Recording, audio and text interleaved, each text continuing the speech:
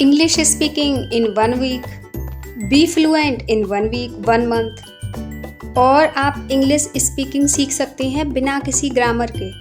तो ये सारी बातें गलत हैं। मैं आपको कुछ ज़रूरी बात बता दूं। देखो आपने, अच्छा वो लॉजिक भी देते हैं। देखो अंग्रेज़ों के बच्चे तो इंग्लिश बोलते हैं, उन्होंने तो कोई ग्रामर नहीं सीखी, लेकिन फिर भी वो बोलते हैं ना। आप भी बोल सकते हो, बिल्कुल बोल सकते हो, लेकिन तब जब आपकी मम्मी इंग्लिश बोलती हो, आपके पापा इंग्लिश बोलते हो, आपकी दादा दादी, टीचर, आप सब्जी बेचने वाले हैं, वो सब लोग इंग्लिश बोलते हो, तो आप बिल्कुल बोलना सीख जाओगे। लेकिन अगर आपका एनवायरनमेंट ऐसा नहीं है ना, तो आपको ग्रामर ज़रूर सीखनी चाहिए, वरना ज़िंदगी भर आप इन्फिनिटी कॉम्प्लेक्स में रहेंगे और कभी स्पीकिंग नहीं कर पाएंगे। और देखो अगर आपकी कोई अपनी लैंग्वेज है ना, फिर आप इंग्लिश सीख रहे हो, तो मैं आपसे ये और कहूँगी कि इंग्लिश के साथ साथ अपनी लैंग्वेज को भी इम्प्रूव करो, उसके सारे वर्ड मीनिंग अपनी लैंग्वेज में सीखो। जब तक ये नहीं सीखोगे ना, आपके अंदर कॉन्फिडेंस नहीं आएगा, आपकी बॉडी लैंग्वेज उतनी अच्छी नहीं हो पाएगी, आप एक इम्प्रेसिव स्पीकर नहीं बन पाएंगे। अगर एक इम्प्रेसिव स्पीकर बनना है तो भले ही आप दूसरी लैंग्वेज सीख रहे हैं, लेकिन उसका मीनिंग आपको अपनी लैंग्वेज में अच्छे से आना चाहिए, अच्छे से, तभी आप एक अच्छे स्पीकर बन सकते हैं। बहुत सारे लोग बोलते हैं कि मुझे आती तो है लेकिन स्पीकिंग नहीं आती। तो उसका एक रीज़न ये है कि आपने स्पीकिंग की प्रैक्टिस नहीं की। स्पीकिंग से भी पहले आपने लिसनिंग की प्रैक्टिस नहीं की, आपने केवल रीडिंग की है। तो जब तक आप उसको सुनेंगे नहीं ना, आपकी ईयर ट्रेनिंग जब तक नहीं होगी, तब तक आप उसे नहीं बोल सकते। तो बोलने के लिए सुनना ज़रूरी है, और जो आपने सुना है उसको समझने के लिए पढ़ना ज़रूरी है। तो आप स्टेप बाय स्टेप चलिए, इन लोगों के चक्कर में मत पड़िए कि अपने व्यूज़ बढ़ाने के लिए कुछ भी बोलते हैं, कुछ भी टाइटल थंबनेल लगाते हैं ये, ताकि वही क्लिक बिट मिल जाए, ज़्यादा से ज़्यादा व्यूज़ आएँ। लेकिन आप 1 महीने में या 1 वीक में नहीं सीख सकते। हाँ, अगर आपको पहले से आती है, आप उस लैंग्वेज के मास्टर हैं, बस आपको स्पीकिंग नहीं आती, तो आप 1 हफ्ते में भी सीख सकते हैं।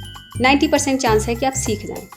नहीं तो 1 महीने में आप आराम से सीख सकते हैं। अगर आपको उसके वर्ड मीनिंग आते हैं, फ्रेजेज आते हैं, उसका यूज़ करना आता है, पूरी ग्रामर आती है, तो आप सीख सकते हैं, बड़े आराम से सीख सकते हैं। लेकिन आप सोचो कि ABC से या फिर डायरेक्टली आप सिर्फ स्पीकिंग सीख जाएं, 1 महीने में फ्लुएंट बन जाएं। हाँ, फ्लुएंट बन जाएंगे कुछ टाइम के लिए। जैसे आप किसी शादी में गए हैं तो फ्लुएंट बन जाएंगे, आप वहाँ पे जितनी ज़रूरी होती है उतनी इंग्लिश बोल सकते हैं। लेकिन आप किसी स्टेज पर खड़े होकर भाषण नहीं दे सकते, आप स्पीकर नहीं बन सकते। आप सोचो कि पूरा समा है और आपसे बांध लो अपनी अंग्रेजी से, नहीं बांध पाओगे।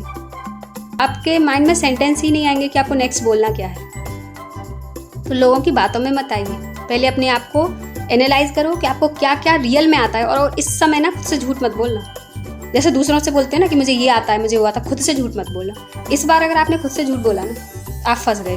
फिर आप कभी आगे नहीं बढ़ सकते, कोई आपको आगे नहीं बढ़ा सकता। मेरी सुन लो, ना मैं ना वो जो आपसे कहते हैं कि आप 1 महीने में फ्लुएंट हो जाओगे, 2 महीने में फ्लुएंट, 1 हफ्ते में फ्लुएंट हो जाओगे, ग्रामर सीखने की ज़रूरत नहीं है, वो भी फिर आपको नहीं निकाल पाएंगे इस दलदल से। क्योंकि ये गलतफहमी का ना कोई इलाज नहीं है। अगर आपको एक बार ये गलतफहमी हो गई कि आपको सब कुछ आता है, फिर आपको कोई कुछ सिखा नहीं सकता।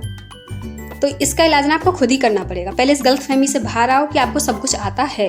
सब कुछ आता तो आप बोल पाते, बोल नहीं पा रहे हो, इसका मतलब कुछ ना कुछ तो कमी है। या तो आपने मेहनत नहीं की है, वही प्रैक्टिस नहीं की है, या सुनने की प्रैक्टिस नहीं की है, पढ़ने की कर रखी होगी। कुछ लोगों ने पढ़ने की नहीं की है, सुनने की है केवल, तो उनके पास भी कुछ ना कुछ वीकनेसेस है। तो अपनी वीकनेसेस पे फोकस करो और उन चीज़ों को सही करो। मैक्सिमम सबसे ज़्यादा तो अपनी वोकेबलरी बढ़ाओ। जितने वर्ड्स आप नहीं सीख सकते हो सीखो, उनको रिवाइज करो, एवरी डे रिवाइज करो, रिवाइज करो, रिवाइज करो।